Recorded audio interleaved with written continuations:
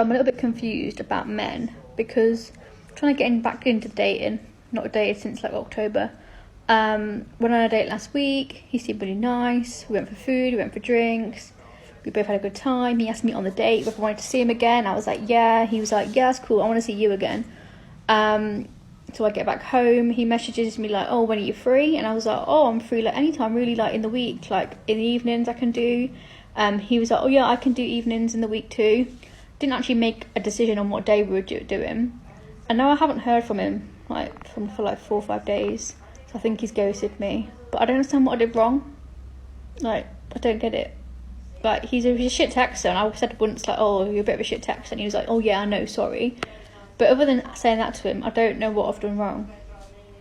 So I'm just going to give up now. They're becoming none. Goodbye!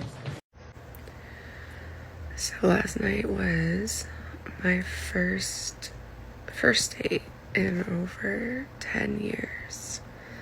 Sorry, my voice is like a little crappy, but I just woke up. And I kind of wish I wouldn't have gone on that first date.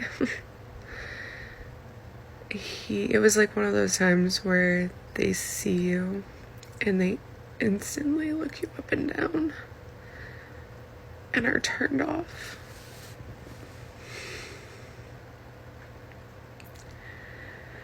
And then it was hours of awkwardness and me just wishing the night was over. But now it is over.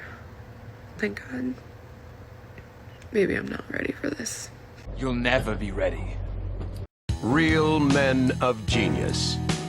Real men of genius. Another date and another ghosting. You will never know what you did wrong, honey, unless you ask him. Your only other option would be to just forget about him and move on. Any of those two options would be 1,000 times more productive than creating a TikTok about it. She said this was her first date in over 10 years. Nobody believes that, honey. He looked you up and down and was turned off. Wow. At least he was courteous enough to spend the rest of the night with you. Some people would have just left right then and there. By the way, do you usually go to sleep with a full face of makeup?